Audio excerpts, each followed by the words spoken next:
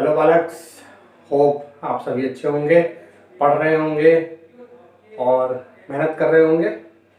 तो चलते चलते हम पहुंच गए हैं कैपेसिटर पर। ठीक, हमारा नेक्स्ट टॉपिक कैपेसिटर।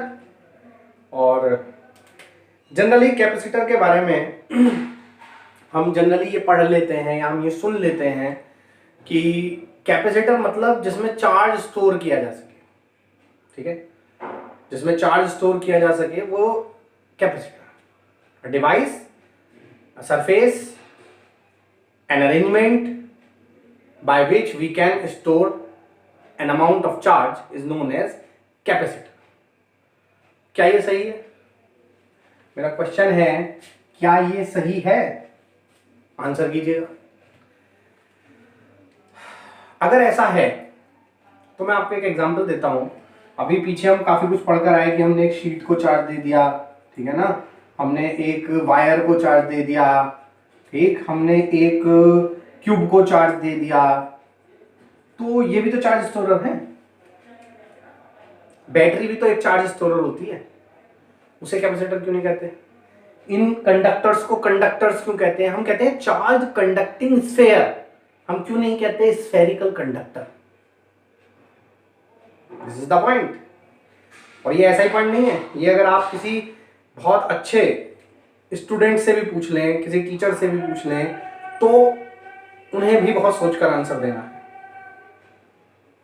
क्योंकि बहुत सारी किताबों में डेफिनेशन है an arrangement by which we can store the charge. Notes में भी मिलती है आपको कि एक ऐसा सिस्टम जिसमें हम चार्ज को स्टोर कर लें, दैट इज कॉल्ड कैपेसिटर।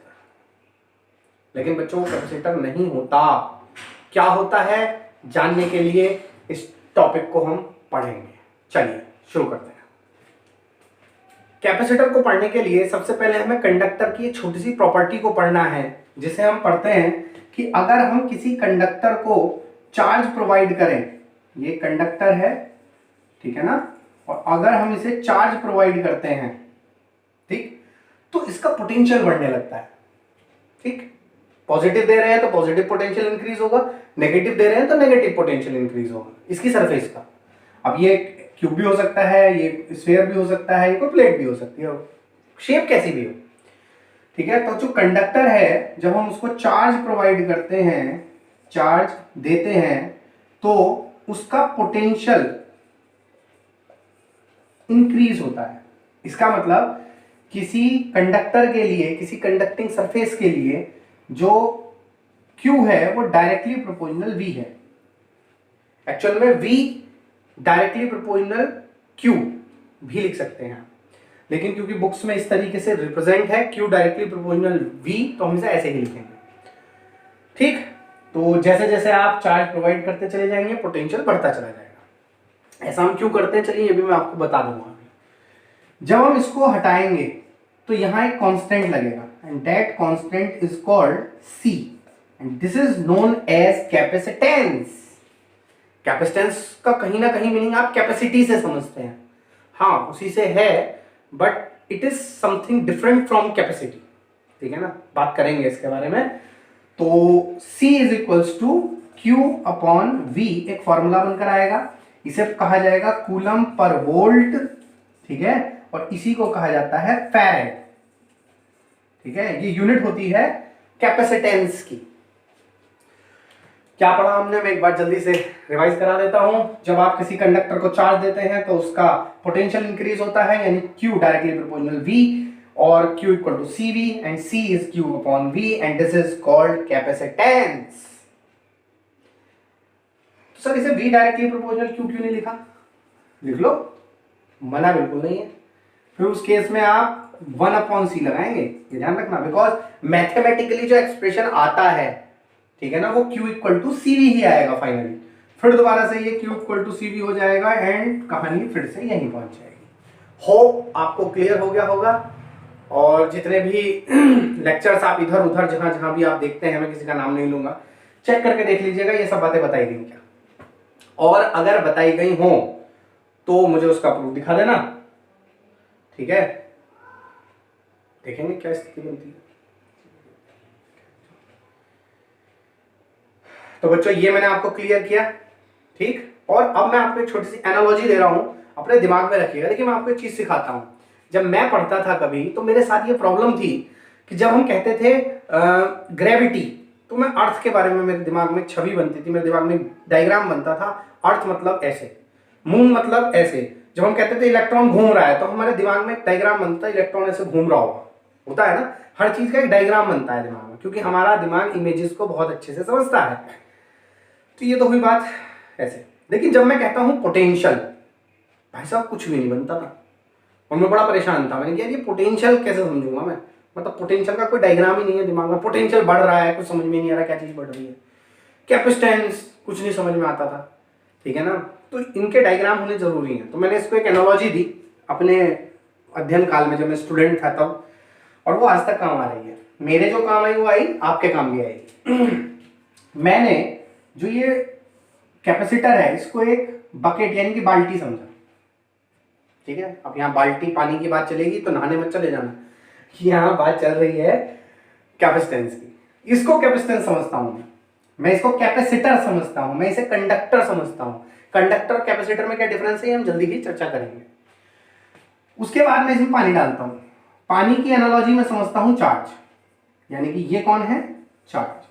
फिर से सुन लीजिए, जो बकेट है वो कंडक्टर है या कैपेसिटर है, जो पानी है वो चार्ज है। और जैसे जैसे आप पानी डालोगे, ठीक है ना, वैसे वैसे पोटेंशियल बढ़ेगा। Potential is what, this level of water is known as potential, ठीक। तो ये ध्यान रखना, नेगेटिव डालोगे तो नेगेटिव वैल्यू बढ़ेगी, पॉजिटिव डालोगे तो पॉजिटिव वैल्यू बढ़ेगी, ठीक है, पोटेंशियल की।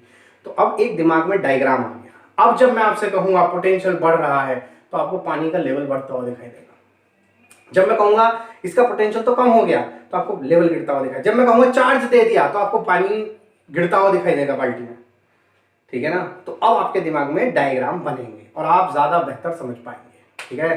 तो अगर अच्छा लगे तो लाइक कर देना इस बात को, ठीक है। तो ये हो गया एक पार्ट। अब हम चलेंगे दूसरे पार्ट की तरफ। ये C equal to Q upon V आ गया सर, ठीक है ना, यहां तक। क्या ये Q अपॉन वी में जो V है वो पोटेंशियल है? क्या ये पोटेंशियल है? जी नहीं, ये पोटेंशियल नहीं है, ये पोटेंशियल डिफरेंस है। क्या है ये? पोटेंशियल डिफरेंस, लेवल का डिफरेंस। इनिशियली आपकी बाल्टी खाली थी, आपका पोटेंशियल 0 था। फाइनली आपकी बाल्टी में पानी डाल के पोटेंशियल यहां तक लाया गया, दैट इज V1 या V2, that is equal to V। तो this is difference V minus 0, that is called V। In actual practice, अगर आप IIT JEE में बैठे हैं, अगर आप किसी एग्जाम में बैठे हैं, तो ध्यान रखना ये डेल्टा V होगा प्रैक्टिकली। हम सब जगह V क्यों लिखते हैं सर? क्योंकि हम इनिशियल पोटेंशियल 0 मान के चलते हैं। हम इसको इनिशियली अनचार्ज मानते हैं, पोटेंशियल इज 0, बाल्टी खाली है, बाल्टी में पानी नहीं है, कोई लेवल भी नहीं है। अब आपने उसमें पानी डाला, चार्ज डाला, लेवल बढ़ गया, पोटेंशियल बढ़ गया, ठीक है। तो final potential V, initial potential 0, उसी को आप V लिख देते हैं। यानी इस एजम्पशन के अंदर आपने इनिशियली पोटेंशियल को 0 माना है। तो ये जरूरी क्यों है सर? ये जरूरी इसलिए है क्योंकि जब आप ये पढ़कर जाओगे और वहां क्वेश्चन आपको ऐसा मिलेगा जिसमें ऑलरेडी कुछ पोटेंशियल होगा, तो आप फाइनल वाली जो वैल्यू होगी 10, उसी को यहां डाल देंगे। मान लीजिए इनिशियल 2 था और अब 10 है, तो आप यहाँ 10 डाल देंगे। कुछ लोग 10 + 2 भी कर देंगे, कुछ लोग 10 - 2 भी करेंगे, कुछ लोगों को समझ में नहीं आएगा 10 का क्या करना है, 2 का क्या करना है, ठीक है। हर तरीके के स्टूडेंट हैं आप में से, लेकिन जो ध्यान से सुन रहे हैं उन्हें समझ में आ चुका है, this is not the potential, this is potential difference. Potential तो कुछ होता ही नहीं है। ये बात मैंने पिछले लेक्चर में समझाई थी, फर्स्ट लेक्चर ऑफ पोटेंशियल में। पोटेंशियल डिफरेंस ही होता है मेरे दोस्त, ठीक है। तो ये हो गई बात। तो इसे आप हमेशा डेल्टा V लिखने की आदत डालें। दूसरी इंपॉर्टेंट बात, ये चार्ज कौन सा चार्ज होता है सर? ये भी सीख लीजिए। ये चार्ज वो नहीं है जो पहले से इसमें था, ये चार्ज वो है जिसे डालने के बाद ये डिफरेंस प्रोड्यूस हुआ है। ये भी समझ लीजिए। मान लीजिए ऑलरेडी कंडक्टर पर 2 कूलम था, आपने 4 कूलम और दिया और उसके बाद उसका पोटेंशियल राइज हुआ, तो यहां जो Q आप डाल रहे हैं वो डाल रहे हैं जो 4 आपने दिया, टोटल नहीं। अब पूरी कहानी दोबारा से सुनिए। अगर हम किसी कंडक्टर को Q चार्ज देते हैं और उसके पोटेंशियल के डिफरेंस में या लेवल में V वोल्ट का इंक्रीमेंट होता है या डिक्रीज होता है, चेंज होता है, तो giving charge and change in potential difference के रेशियो को ही कैपेसिटेंस कहते हैं मेरे दोस्त। ठीक है, तो ये होता है कैपेसिटेंस। फाइनली डेफिनेशन लिखिए, कैपेसिटेंस हेडिंग और मन मन में कैपेसिटेंस के आगे ऐसे, ठीक है ना। ये आपका फेवरेट निशान है जो आप लगाते हैं अक्सर, या कुछ बच्चे शायद ऐसा करते हैं ऐसे, ठीक है। वट एवर यू वांट करिए। कैपेसिटेंस में लिखिए, it is defined as the ratio of the charge given to a conductor and the change in its potential. Its unit is coulomb per volt और farad. ठीक, ये इसकी definition हो गई। तो मैं सामने से हट जाता हूं, अगर इसमें से आपको कोई चीज नोट करनी है तो आप कर लीजिए। ये इसका बेसिक हो गया। पानी याद रखना, बाल्टी याद रखना, बकेट याद रखना, और तीसरी चीज क्या थी, लेवल याद रखना। ठीक है, तो इन्हें याद रखेंगे, पूरा का पूरा चैप्टर बाल्टी और पानी से खत्म हो जाएगा। ठीक है, तो ये स्टार्ट कर दिया है, अगले टॉपिक की तरफ बढ़ते हैं।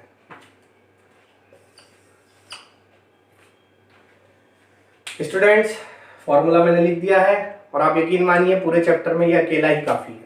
ठीक है, यही सारा चैप्टर कवर कराएगा, तो इसलिए मैंने बहुत ज्यादा एम्फेसाइज किया उस थ्योरी पर जो हम अभी पढ़ कर आए। चलिए अगली थ्योरी करते हैं। आगे वो कहता है कि कोई एक कंडक्टिंग स्फीयर आपने ले लिया है, ये है कंडक्टर।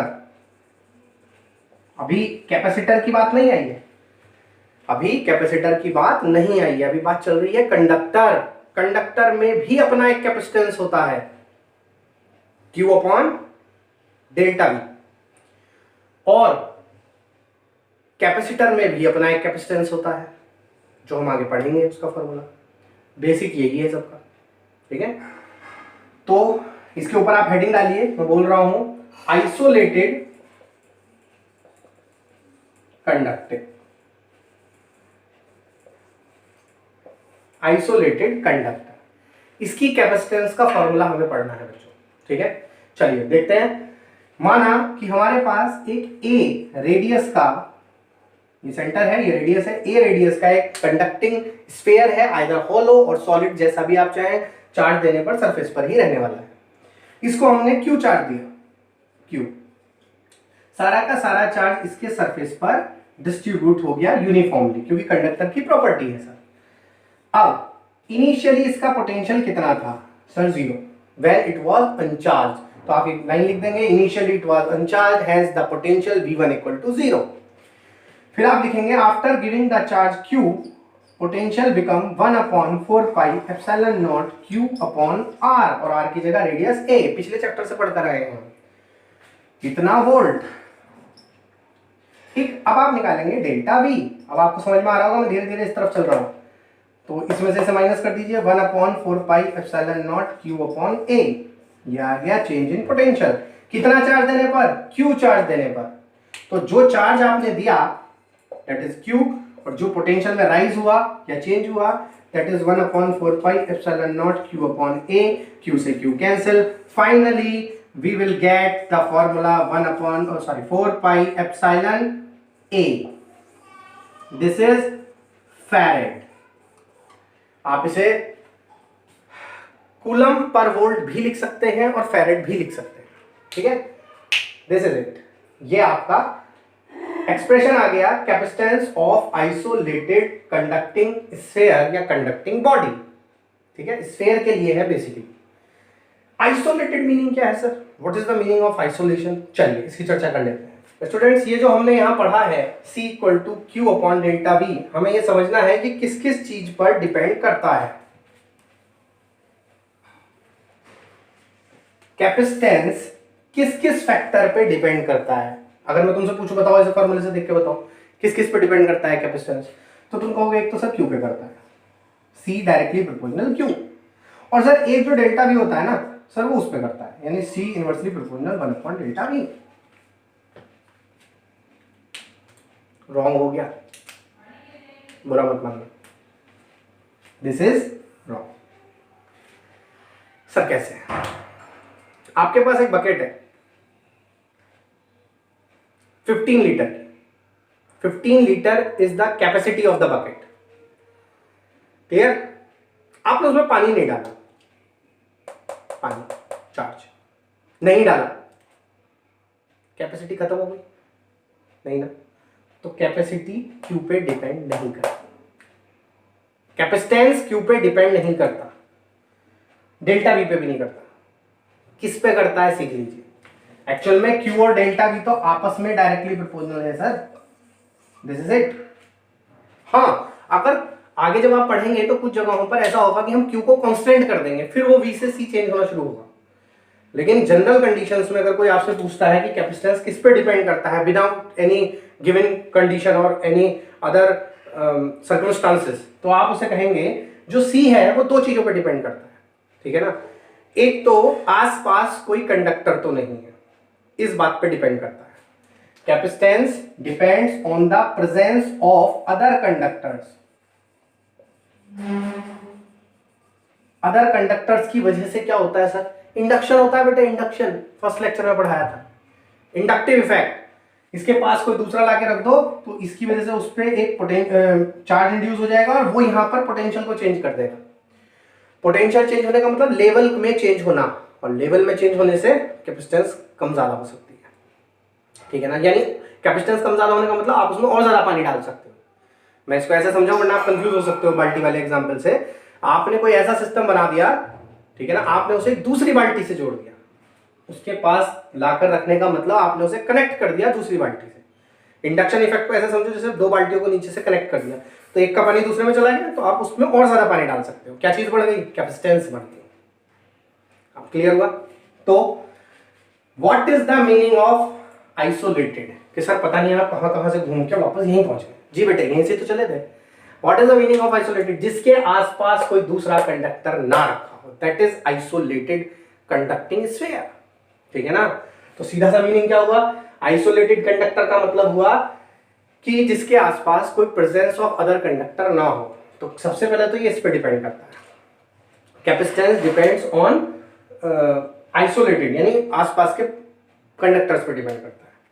दूसरा, कैपेसिटेंस डिपेंड करता है कि आपने जो ये लिया है किस मीडियम में रखा है। अभी तो हम इसको किस में रख रहे हैं? एयर में रख रहे हैं, तो एयर के लिए एप्सिलॉन नॉट आ रहा है।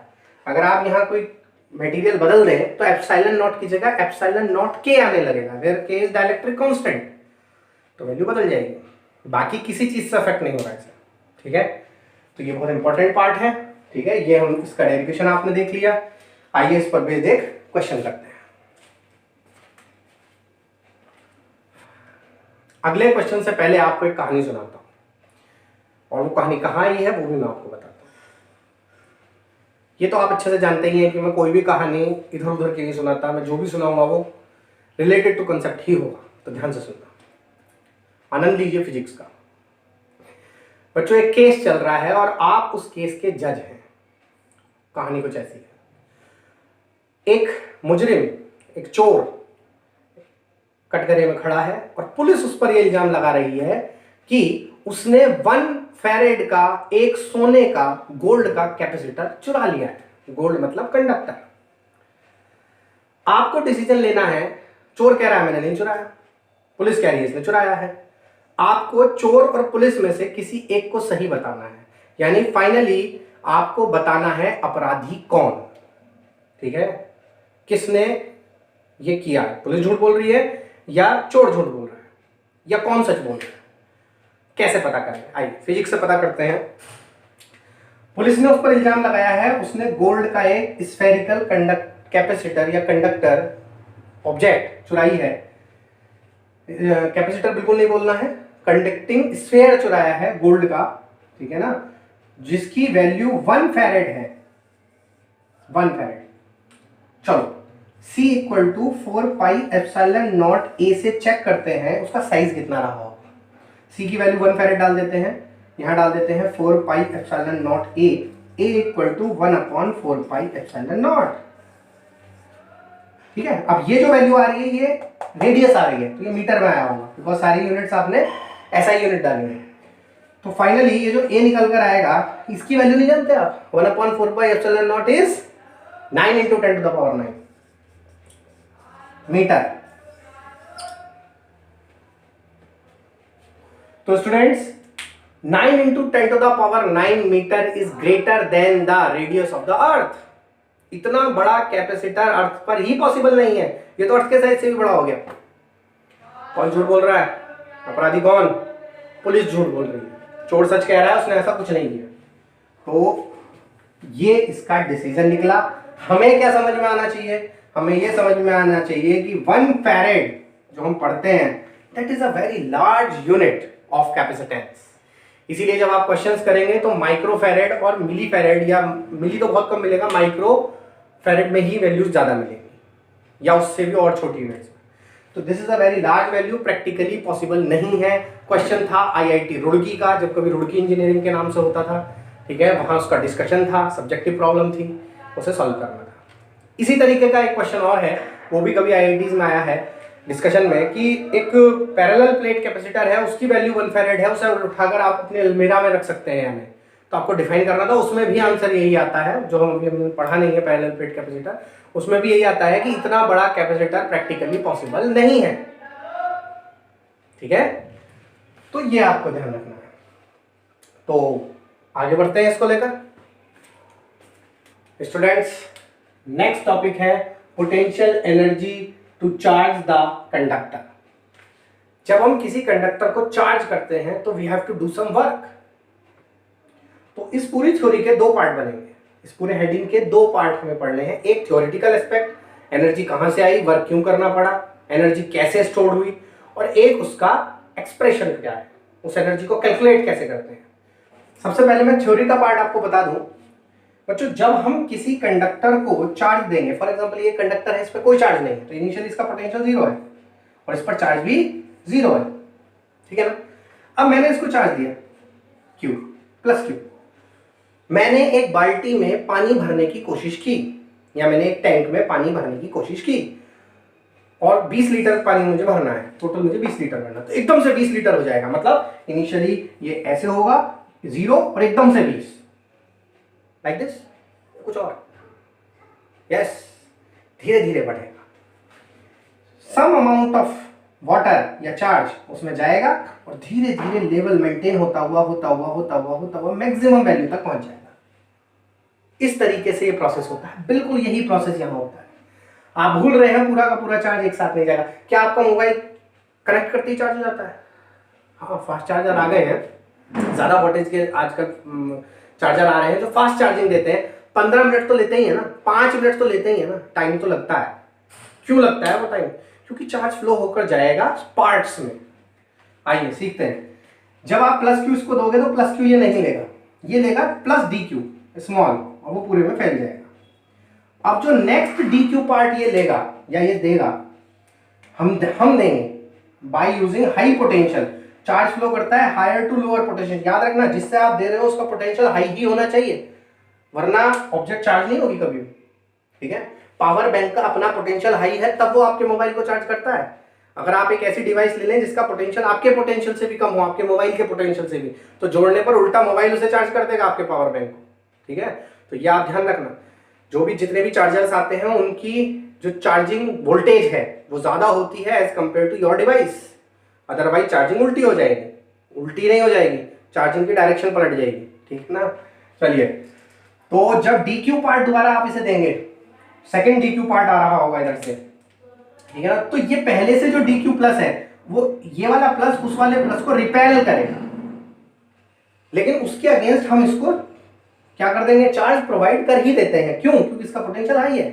हाई पोटेंशियल मतलब उसने उस फोर्स को ओवरकम कर दिया by using energy, and that is called potential energy. Work done against the electrostatic repulsion during the charging will convert into the potential energy. This is theoretical concept. Hope आपने पकड़ लिया होगा, hope आपको समझ में आ गया होगा।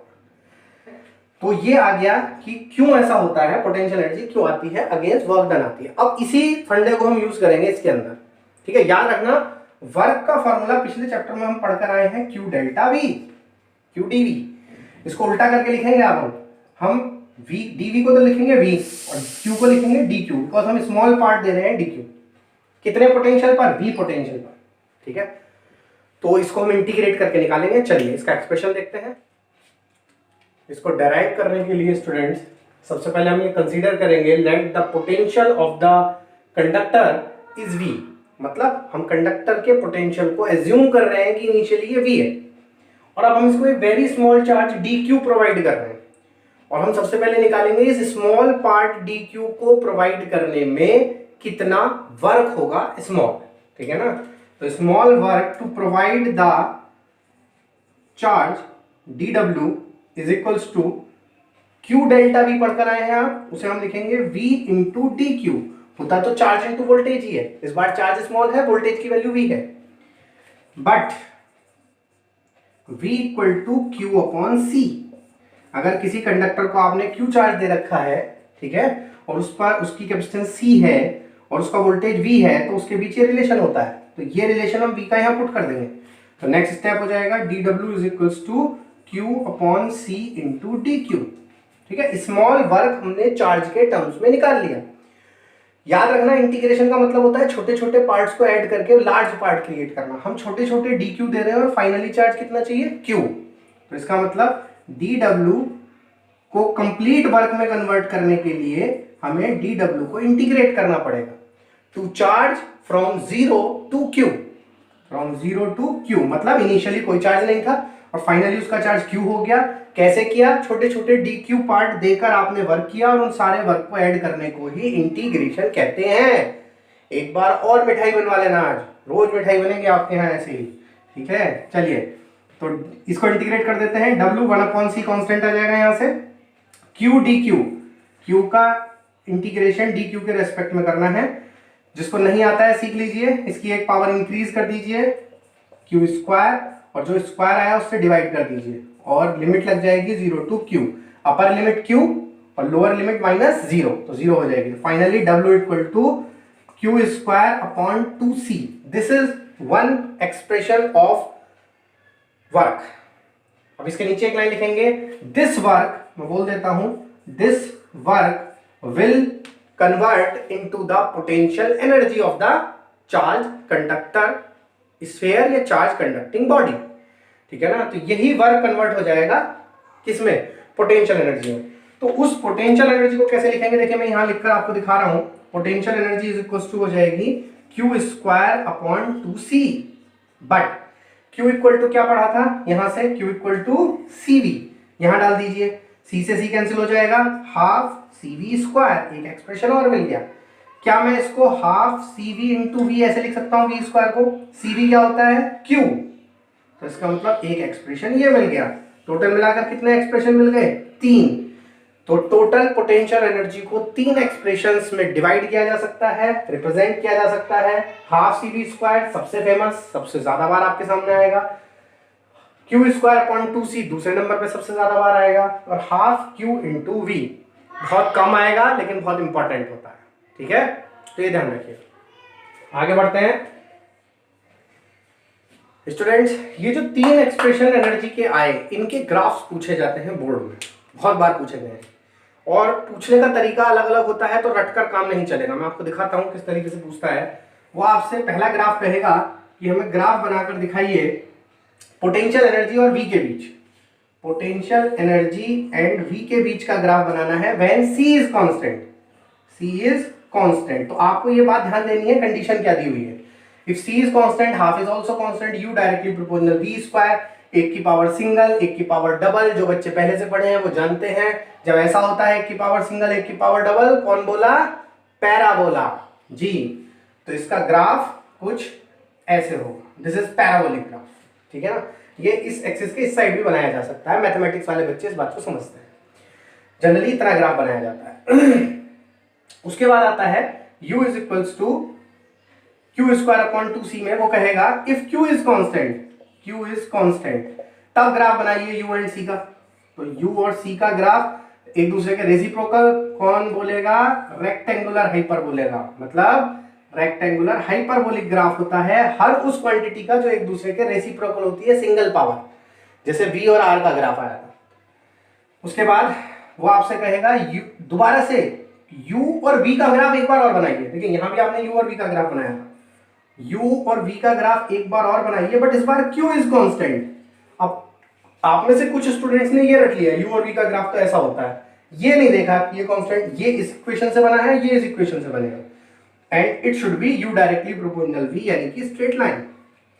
ये आपको सीखना है, ठीक है? और ये आप रट नहीं सकते, ये आप सीख ही सकते हैं। डायरेक्टली प्रोपोर्शनल मतलब स्ट्रेट लाइन, एक की पावर डबल, एक की पावर सिंगल, हाइपरबोल, पैराबोला, और अगर रेसिप्रोकल है तो हाइपरबोला, ठीक है?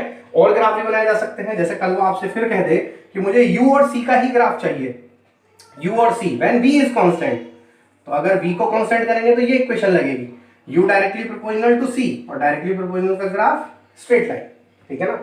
तो इस तरीके से आप बहुत सारी वैरायटी के ग्राफ यहां बना सकते हैं। मैंने आपको 2-3 बनाकर, 4 बनाकर दिखा दिए। इसके अलावा भी कभी Q कांस्टेंट V का ग्राफ बनाइए, V कांस्टेंट Q और U का ग्राफ बनाइए, C कांस्टेंट तो U और Q का ग्राफ भी बन सकता है, ये भी पैराबोलिक बनेगा।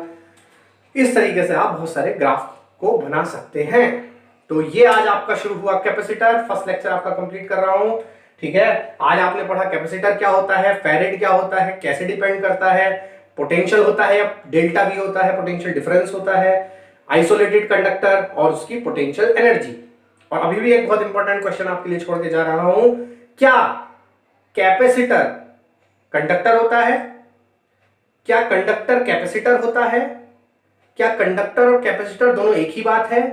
क्या हर वो चीज जो चार्ज को स्टोर कर लेती है वो कैपेसिटर होता है, या सारे कंडक्टर्स कैपेसिटर होते हैं क्योंकि वो चार्ज को स्टोर कर लेते हैं? ये आपके लिए मैं क्वेश्चन छोड़ के जा रहा हूं आज इस लेक्चर में। नेक्स्ट लेक्चर से पहले आप मुझे पर्सनली आंसर कर सकते हैं, ठीक है? व्हाट्सएप पर आंसर कर सकते हैं, लेट्स सी। और अगर नहीं भी मुझे कर रहे हैं तो अपने आप देने की कोशिश कीजिए पढ़कर कि क्या आप इसका आंसर ढूंढ पाएंगे। आज के लिए इतना ही। घर पर रहिए, सुरक्षित रहिए, पढ़ते रहिए, फिजिक्स का पूरा आनंद लेते रहिए। जय हिंद, जय भारत।